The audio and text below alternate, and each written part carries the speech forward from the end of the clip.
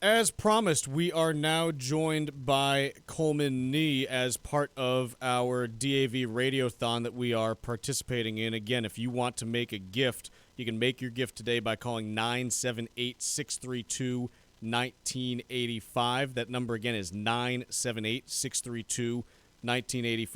Coleman Nee is the National First Junior Vice Commander of the Disabled American Veterans. He's a service-connected disabled Marine Corps veteran who served from 1986 to 1994, including in deployment in support of Operation Desert Storm. He was appointed by the governor of Massachusetts to serve as the Massachusetts Secretary of Veterans Services from 2011 to 2015, overseeing $100 million in state funding for veterans and dependents, including financial aid and programming. Coleman, thank you for your service, and thank you for joining us today. Oh, Chuck, thank you very much. It's a great day. It's Marine Corps birthday. We got Veterans Day tomorrow, and I just heard that the Dow is up, so everything's good. It is a fantastic day today. Coleman, how did you end up getting involved in the DAV? What led you to decide to participate? Well, it's as a veteran with a disability, I had always had great respect for the DAV, and especially when I was actually serving in state office. I really saw firsthand the kind of impactful work that DAV is doing every day, not just with helping veterans file for their disability claims and get their benefits, but the volunteerism, driving our veterans to their medical appointments who otherwise wouldn't be able to get there, volunteering in our hospitals, and more importantly now even doing it, as we see today, doing more outreach and more innovative programming around veterans that are struggling with home insecurity and homelessness, families that are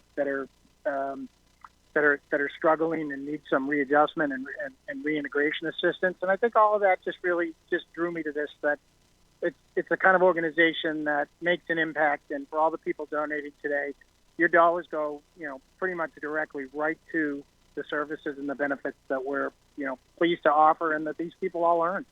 When you talk about the mission of the DAV, what is the role that it fills that other organizations don't? What's that big thing that it does that you don't see other organizations that do help veterans? What's that key thing that it accomplishes? Sure. I mean, DAV is over 102 years old, and we're a congressionally chartered organization. So we have very strict guidelines on how we do things and what we're doing. And what we see for many of our veterans is, they do appreciate being thanked for their service. They do appreciate the displays of patriotism and things that help them. But what DAV really does is get beyond that and says, hey, these people need help. They need services. They need benefits. They need little bits of assistance to help them overcome the challenges that their disabilities present and be able to get the medical care and the housing and the ability to live independent, productive lives. So I see DAV really across the country as taking that active of a role and making sure that happens on a direct level. And then at the higher level than that, down at D.C., we have one of the most active legislative offices of all the vet service organizations. We're a big driver of the PACT Act, which is the most comprehensive package of benefits and services that veterans have obtained through Congress. Yep. Probably in the last 100 years.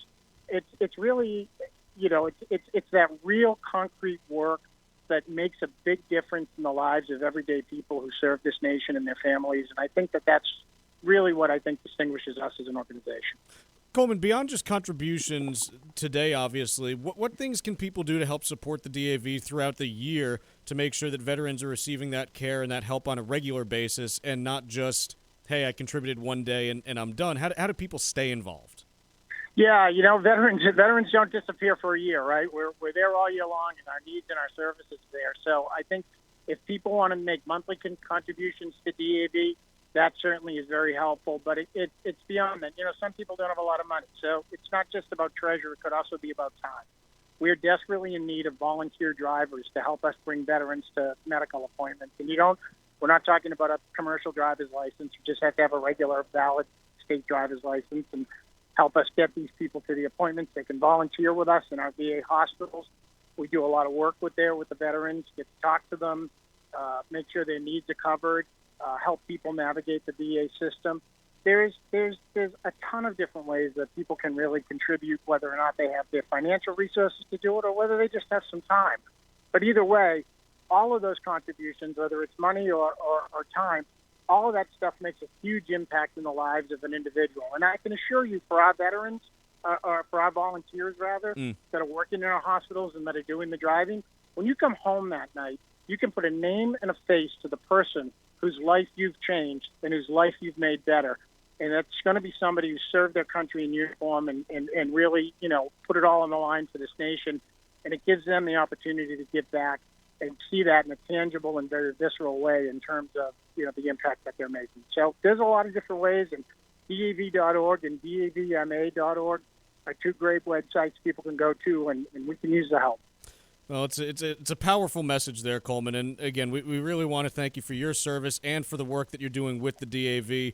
And thank you so much for joining us today in helping to participate in this radiothon. We really appreciate it.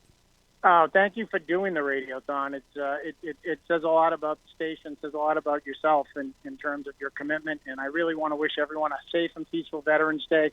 And to all those other devil dogs out there, happy birthday, Marines.